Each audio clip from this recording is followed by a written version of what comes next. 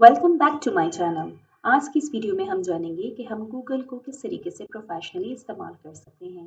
तो हम बहुत सारी टिप्स और ट्रिक्स पर बात करेंगे जिनकी मदद से हम बहुत कम वक्त में गूगल को इफेक्टिवली प्रोफेशनली इस्तेमाल कर सकते हैं। तो स्टार्ट करते हैं। जब google.com आप लिखते हैं तो आपके सामने ये इंटरफेस ओपन हो जाता है। यहाँ पे जहाँ सर्च बार में कर्सर ब्लिंक कर रहा है, आप कोई भी टेक्स्ट लिखें तो गूगल आपके लिए लम्हों में वो इन्फॉर्मेशन सर्च रिजल्ट्स के अंदर सामने लाकर रख देता है। लेकिन बहुत सारे लोग नहीं जानते कि हम गूगल पर अपनी वॉइस के ज़रिए भी सर्च कर सकते हैं। फॉर एग्जाम्पल, अगर हम ड्राइव कर रहे हैं या हम किसी इंपॉर्टेंट काम में बिजी हैं, तो हम सर्च करने के लिए ज़रूरी नहीं है कि हम यहाँ पर आकर टाइप करें। यहाँ पर ये सर्च बाय वॉइस का ऑप्शन मौजूद है, जहाँ पर हम कोई भी दुनिया का लफ्ज़ अगर सर्च करेंगे तो ना सिर्फ गूगल हमें उसकी हिस्ट्री के बारे में बताएगा, बल्कि उसकी सारी लेटेस्ट अपडेट भी हमारे सामने अपनी वॉइस के ज़रिए सामने रख देगा। तो चलिए करके देखते हैं। Cricket. Ireland will face Zimbabwe today at 12:15 p.m. New Zealand will take on India at 1 p.m. Ireland will face Zimbabwe on Monday at 12:15 p.m. So you see, इस तरह गूगल ने हमारे सामने ना सिर्फ क्रिकेट की जो रिजल्ट्स थे वो भी 0.43 सेकंड्स के अंदर हमारे सामने रख दिए, बल्कि क्रिकेट से रिलेटेड जो लेटेस्ट अपडेट्स थी वो भी हमें वॉइस के ज़रिए भी उसने अपडेट कर दिया है। वापस चलते हैं। अगर हम यहाँ पर वापस आएँ तो हम देखते हैं कि यहाँ पर गूगल के साथ सर्च बाय वॉइस के साथ-साथ सर्च बाय इमेज का भी एक ऑप्शन मौजूद है। ये ऑप्शन बेसिकली इसलिए है कि अगर हम कोई इमेज सर्च करना चाहें, तो भी गूगल हमारे लिए उसको मुमकिन बना देता है। जैसे फॉर एग्ज़ाम्पल, अगर मैं यहाँ पर कोई भी एक इमेज सर्च करती हूँ, अपलोड करती हूँ अपने पीसी में से, तो देख लेते हैं। जैसे मेरे पास यहाँ पर एक एप्पल्स की पिक्चर मौजूद है, हम इसको अपलोड कर देते हैं और देखते हैं गूगल लेंस के ज़रिए कि क्या ये इमेज कहीं इंटरनेट पर मौजूद है या नहीं। तो ये देखिए, इस इमेज से मिलते-जुलते जो एग्ज़ैक्ट इमेज थे वो यहाँ पर सारे मौजूद हैं। इसके अलावा मैं यहाँ पर जब फाइंड इमेज सोर्स के ऊपर क्लिक करती हूँ तो वो मुझे एग्ज़ैक्ट जो है वो जो साइज़ है उसका और इसके से रिलेटेड और भी जो चीज़ें हैं वो भी मेरे सामने जो है वो खोल कर सामने रख देता है।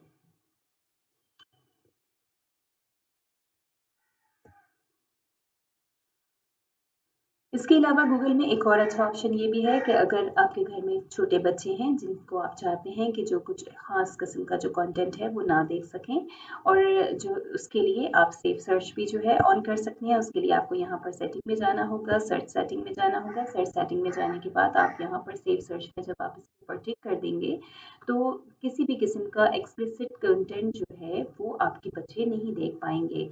तो आप इसको चाहें तो आप इसको टर्न ऑफ भी कर सकते हैं, लेकिन उसके लिए आपको एडमिनिस्ट्रेटिव राइट्स जो है चाहिए होंगे। इसी तरीके से आप गूगल के ऊपर अगर जब सर्च करना चाहें तो सिंपल आप यहाँ पर कीवर्ड्स के ज़रिए भी सर्च कर सकते हैं। लाइक अगर आप चाहते हैं कि कोई स्पेसिफिक वर्ड स्पेसिफिक ऑर्डर में एज इट इज़ सर्च हो, तो उसके लिए आप इन्वर्टेड कॉमास में अगर वो जो कमांड है अपनी देंगे तो गूगल उसको उसी स्पेसिफिक ऑर्डर में सर्च करेगा। फॉर एग्जांपल, अगर आप यहाँ पर लिखना चाहते हैं लाइक इन्वर्टेड कॉमास के अंदर आई लव पाकिस्तान और इन्वर्टेड कॉमास क्लोज करते हैं और फिर आप एंटर करते हैं, तो अब गूगल आपको सिर्फ वो फ्रेजेस दिखाएगा जहां पर सेम इसी ऑर्डर में आई लव पाकिस्तान लिखा हुआ है। देखिए, आपके सामने हर वो साइट जो है वो ओपन हो गई है जहाँ पर सेम जो पैटर्न है वर्ड्स का वही फॉलो हो रहा है।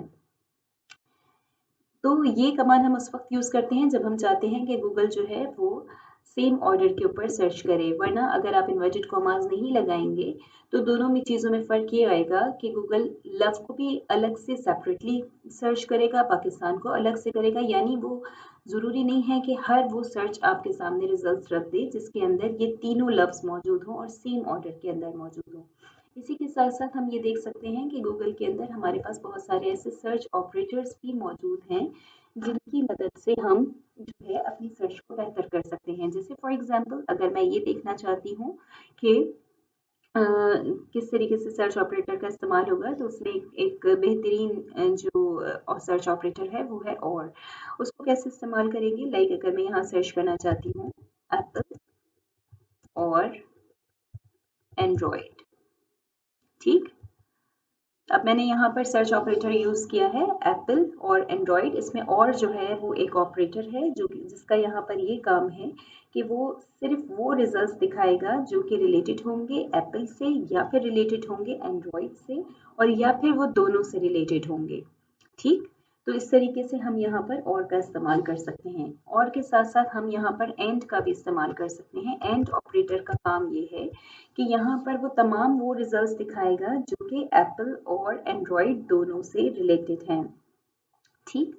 अब मैं अगर यहाँ पर चाहती हूँ कि कोई भी ऐसा वर्ड है जो कि मैं ये चाहती हूँ कि उसमें एप्पल जो है वो फ्रूट के लिए भी इस्तेमाल होता है और एप्पल जो है वो फ़ोन के लिए भी इस्तेमाल होता है। तो अगर मैं ये चाहती हूँ कि एप्पल से रिलेटेड जो भी सर्च मेरे पास आए उसमें फ्रूट से रिलेटेड चीज़ें ना हो, उसके लिए मैं क्या करूँगी, यहाँ पे सिंपल मैं जो है वो माइनस का निशान बना के अगर यहाँ पर फ्रूट लिख दूँगी तो अब यहाँ पर क्या होगा कि जितनी भी ऐसी सर्चेस हैं जिसके अंदर एप्पल और फ्रूट है तो उसमें फ्रूट से रिलेटेड कंटेंट नहीं दिखाया जाएगा, सिर्फ और सिर्फ एप्पल से रिलेटेड कंटेंट जो है वो दिखाया जाएगा। सो यू सी यहाँ पर एप्पल से रिलेटेड सर्च हमारे सामने रिजल्ट सामने आ गए हैं, लेकिन इसमें फ्रूट से रिलेटेड चीज़ें जो हैं वो नहीं आ रही हैं। लेकिन अगर मैं ये फ्रूट यहाँ से हटा देती हूँ और सिर्फ एप्पल सर्च करती हूँ तो आप यहाँ पर देखेंगे कि ज़रूरी नहीं है कि सिर्फ एप्पल एंड्रॉयड से रिलेटेड ही चीज़ें आ रही हों। आपके सामने एप्पल जो है वो फ्रूट से रिलेटेड भी कंटेंट आपके सामने आ जाएगा। यहाँ पर देखें, आपने जब मैंने यहाँ पर क्लिक किया तो इमेज में जो है वो एप्पल फ्रूट भी आ रहा है और एप्पल आईफोन से रिलेटेड भी चीज़ आ रही है। लेकिन जब मैं एप्पल के सामने यहाँ माइनस की साइन यूज़ करती हूँ और यहाँ पे फ्रूट लिख देती हूँ और अब एंटर प्रेस करती हूँ तो अब आप यहाँ पर देखेंगे कि एप्पल ने फ्रूट से रिलेटेड जो कंटेंट था उसको यहाँ से माइनस कर दिया है। इसी तरीके से हम बाज़-औक़ात यहाँ पर सर्च ऑपरेटर एस्टेरिक के साइन को भी as a wild card use कर सकते हैं। जैसे बहुत दफ़ा हमें कोई सॉन्ग ढूँढना होता है और उसका हमें ठीक से नाम याद नहीं आ रहा होता कि वो कौन-सा सॉन्ग है, तो मैं यहाँ पर वाइल्ड कार्ड का भी इस्तेमाल कर सकती हूँ। देखिए किस तरह।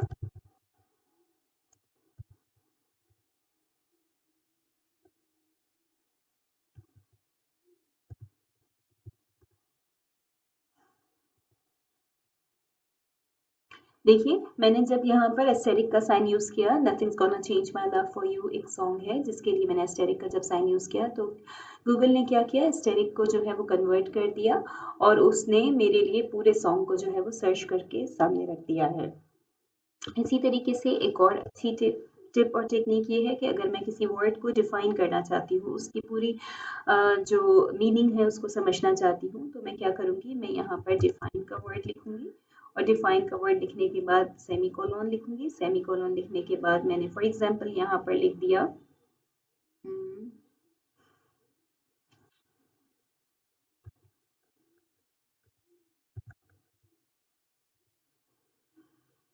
मैंने यहाँ पर डिफाइन लिखा, सेमीकोलन लिखा, फिज़ी लिखा, तो देखिए इसने मुझे मेरे लिए पूरी डिक्शनरी खोल के ये बता दिया है कि इस वर्ड के मीनिंग क्या हैं, ये पार्ट्स ऑफ स्पीच की कौन-सी फैमिली से बिलॉन्ग करता है, इसके सिमिलर वर्ड्स कौन से हैं, तो ये मेरे सामने सारी चीज़ें जो है वो खुलकर सामने आ गई हैं। अब स्पेसिफिक वर्ड को अगर मैं सर्च करना चाहती हूँ, लाइक फॉर एग्ज़ाम्पल अगर मैं ये देखना चाहती हूँ कि रिसर्च से रिलेटेड मेरे सामने जितनी भी फाइल्स हैं वो खुलकर आ जाएँ, लेकिन मैं ये चाहती हूँ कि उनकी फ़ाइल टाइप जो है वो पीडीएफ होनी चाहिए।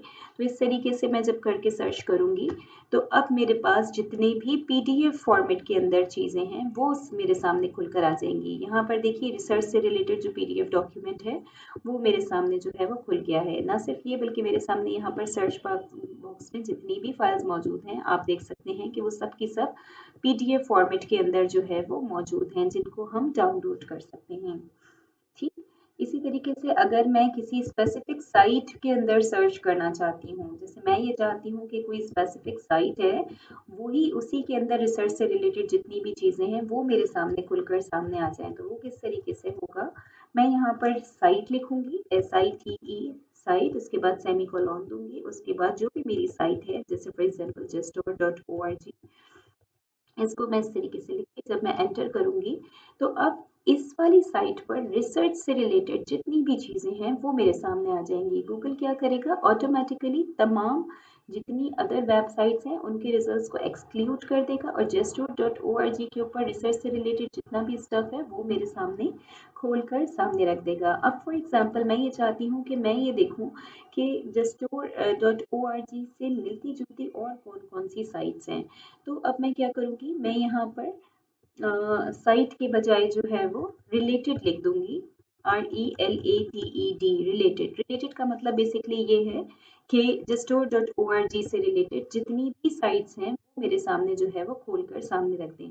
तो अब देखिए इन्होंने justore.org जैसे ही मैंने लिखा है तो justore.org से मिलती जुलती जो साइट है लाइक रिसर्च गेट है, वर्ल्ड कैट है, गूगल स्कॉलर है, तो उसमें जितनी भी साइट्स हैं वो मेरे सामने रख दी हैं।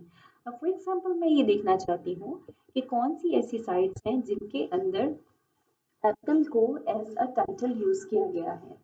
ठीक है, यानी जो मेन हेडिंग है उसके अंदर एप्पल का वर्ड यूज किया गया है। तो मैं बेसिकली क्या करूंगी, मैं इन टाइटल की कमांड को यूज कर सकती हूँ। इन टाइटल की कमांड को यूज करने के बाद मैं सेमीकोलन लिखूंगी और सेमीकोलन लिखने के बाद अगर मैं यहाँ पर एप्पल लिखती हूँ और उसके बाद एंटर प्रेस करती हूँ तो अब मेरे सामने वो तमाम साइट्स ओपन हो जाएंगी जहाँ पर एप्पल को as a heading, main heading में एप्पल को इस्तेमाल किया गया है।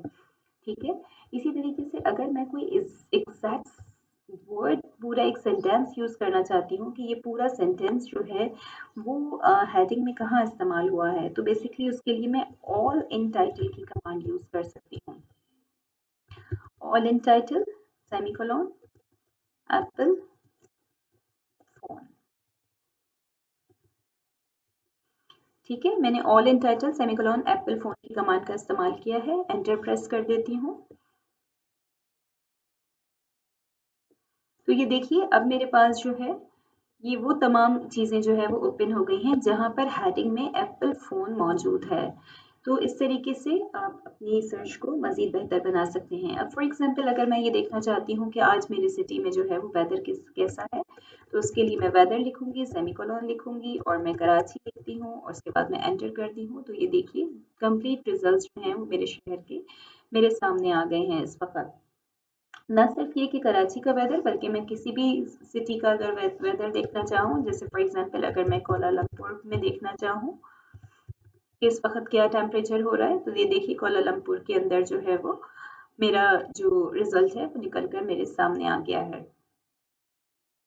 इसके साथ साथ आप ये भी देख सकते हैं कि अगर मैं कहीं स्पेलिंग अपनी गलत लिखती हूँ तो गूगल मुझे इस लिहाज से भी गाइड करता है और यहाँ पर ये मुझे जो है वो सही स्पेलिंग जो है वो भी बता रहा होता है कि जिसकी मदद से मैं अपनी चीज़ों को मज़ीद बेहतर कर सकती हूँ।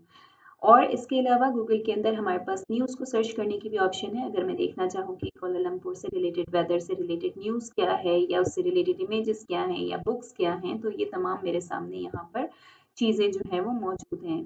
कोलालमपुर से रिलेटेड जो फ्लाइट्स की अपडेट्स हैं, मैप्स हैं, फाइनेंस हैं, ये सारी चीज़ें मेरा ख्याल है बहुत सारे लोगों को पता होती है, इसलिए हम इसकी डिटेल्स में नहीं जाते और हम फर्दर आगे बढ़ते हैं। अगर मैं किसी स्पेसिफिक मूवी की अपडेट देखना चाहूँ, जैसे फॉर एग्जांपल मैं यहाँ मूवी लिख देती हूँ, मूवी सेमीकोलन, फॉर एग्जांपल एक लेटेस्ट मूवी जो अभी पाकिस्तान में रिलीज हुई है, जॉयलैंड।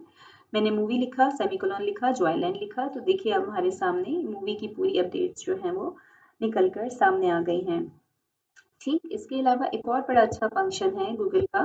अगर मैं देखना चाहती हूँ कि कोई मैं स्पेसिफिक कैमरा बाय करना चाहती हूँ और स्पेसिफिक कैमरे की रेंज के हिसाब से देखना चाहती हूँ, तो गूगल मेरे लिए ये भी पॉसिबल करता है कि मैं दो नंबर्स के बीच में कैसे सर्च कर सकती हूँ। लाइक फॉर एग्जांपल इसके लिए मैं लिखूंगी यहाँ पर बाय सोनी कैमरा 10,000, 50,000 INR। ठीक, इसके बाद जब मैं इसको एंटर करूंगी तो अब मुझे जो गूगल है वो सारी साइट्स दिखाएगा जहां 10,000 से 50,000 की रेंज के अंदर जो है वो कैमरास अवेलेबल हैं। तो हम गूगल के ज़रिए जो है वो डिफरेंट जो रेंजेस हैं उनके दरमियान भी चीज़ों को सर्च कर सकते हैं। अच्छा, अगर हम किसी स्पेसिफिक वर्ड का ओरिजिन के बारे में जानना चाहें कि उसका ओरिजिन क्या है, उस तो आपका जो गूगल है उसके लिए आपको एटोमोलॉजी की जो वो है वर्ड है उसको यूज़ करना पड़ेगा। एटोमोलॉजी लिखिए, एप्पल लिखिए, उसके बाद सर्च करिए, तो उसका पूरा ओरिजिन आपके सामने निकल कर आ जाएगा कि एप्पल वर्ड जो है वो आया कहाँ से है, सबसे पहले कहाँ पर इस्तेमाल हुआ था। सो आज की इस वीडियो में हमने बहुत सारी गूगल की टिप्स और ट्रिक्स पर बात की। उम्मीद करती हूँ कि बहुत कुछ सीखने को मिला होगा। अगर आप मज़ीद मेरी वीडियोस देखना चाहते हैं तो मेरे चैनल को सब्सक्राइब करें और नीचे कमेंट्स में सजेशंस शेयर करें ताकि मैं अपनी वीडियोस को मज़ीद बेहतर कर सकूँ।